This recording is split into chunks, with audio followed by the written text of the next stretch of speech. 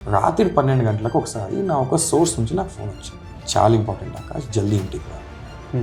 నేను అప్పటికప్పుడు ఛానల్కి ఫోన్ చేసి బండి పంపించండి, నేను అక్కడ సోర్స్ దగ్గరికి వెళ్ళాలంటే బండి పంపించి నేను అక్కడికి వెళ్ళంగానే ఆయన ఒక్క మాట మాట్లాడి ఒక ఆడియో రికార్డింగ్ ప్లే చేసి మొత్తం ఆడియో రికార్డింగ్ వింటున్నా మై గాడ్, ఇది నేను అనుకుంటుందేనా, నిజంగానే ఇది వింటున్నానా అనిపిస్తున్నా. సో ఆ రికార్డింగ్ ఎవరిది అంటే ఈ విక్టిమ్ ఫ్యామిలీ లాయర్, అంటే ఏడేళ్ళ పోగొన్ లాయర్, సిబిఐ ఇన్వెస్టిగేటింగ్ ఆఫీసర్, వీళ్ళిద్దరు రికార్డింగ్.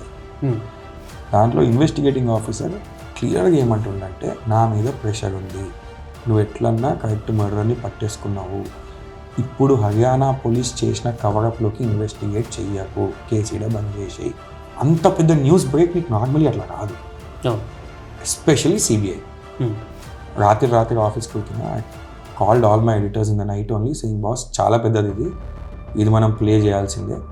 కాకపోతే మేము ఒక కాన్షియస్ డెసిషన్ ఏం తీసుకున్నామంటే, ఒరిజినల్ టేప్ ప్లే చేయకుండా ఇద్దరు వాయిసెస్తో మాట్లాడిపించి, మేము పేర్లు పెడతాం, అఫీషియల్ పేర్లు పెడతాం, అన్నీ పెడతాం, బట్ ఒరిజినల్ టేప్ ప్లే చేయకుండా we doctor the new tape. 2 bulletins play అయింది.